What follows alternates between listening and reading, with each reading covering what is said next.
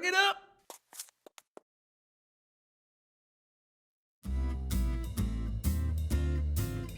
I'm gonna go to File, Input, Source Browser, and open up something called the Source Browser.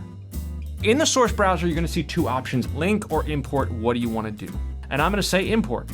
It won't come in immediately because it's actually making new media. When Avid makes new media, it puts into a special place, into a special folder. So in my media storage drive, there is a folder here called Avid Media Files. And then it puts into this subfolder called MXF, and now it puts in the folder called 1. Avid has decided that we're gonna handle media management for you.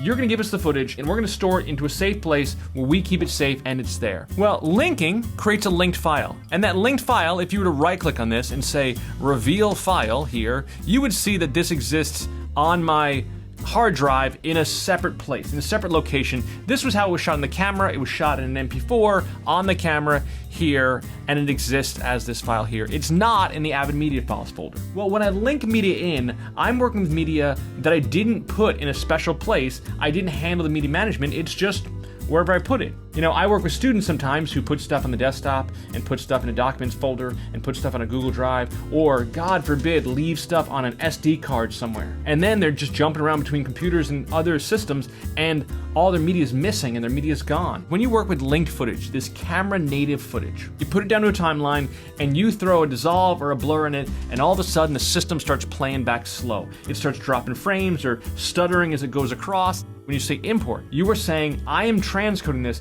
and I am paying for the rendering up front. If I don't do that, I link the footage in. It comes in lickety split, I don't have to sit and wait for it. But the downside of this is, later on, as you start to get to effects, you start to get a compositing or any kind of color correction, maybe you need to render it after the fact.